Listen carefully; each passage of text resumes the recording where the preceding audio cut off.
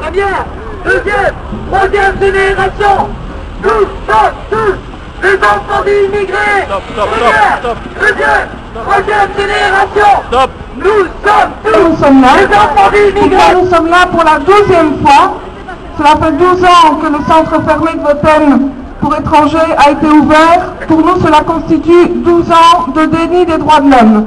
12 ans pendant lesquels environ 13 000 personnes sont passées par le centre fermé de Vothen et plus de la moitié d'entre elles ont été expulsées vers la guerre, vers la dictature, vers la misère qu'ils ont fui en demandant simplement un accueil ici.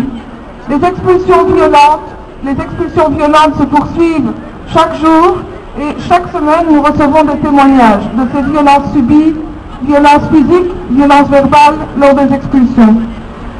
Nous voudrions simplement mettre l'accent sur un aspect précis cette année, c'est-à-dire en 2011.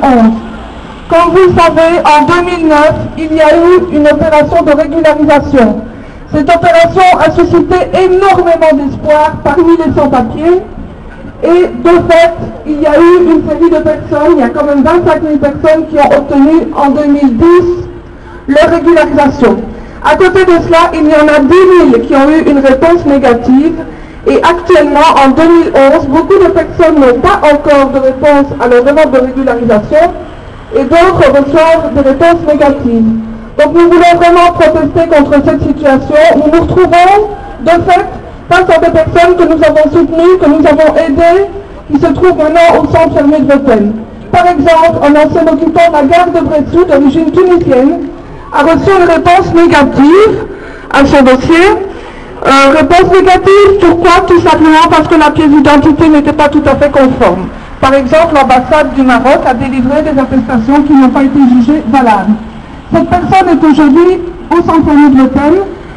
Il mène une grève de la faim depuis 22 jours. Et nous allons profiter quand même de cette occasion d'aujourd'hui pour réclamer sa libération. Donc 22 jours de grève de la faim, c'est quelqu'un qui ne peut plus marcher, qui ne peut plus se déplacer et qui est pour l'instant à l'aide médicale. Donc nous voulons vraiment dire que notre revendication que nous avons eue pendant des années, la revendication d'une commission permanente de régularisation indépendante de l'Office des étrangers, ça reste quelque chose de fondamental.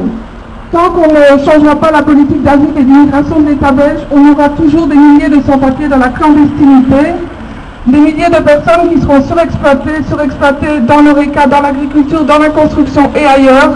Et c'est pour ça que nous voulons lutter, nous luttons contre les centres fermés, pour leur suppression, pour l'arrêt des expulsions et pour une politique d'asile et d'immigration qui respecte les droits humains. Alors je vais maintenant donner la parole à Francis.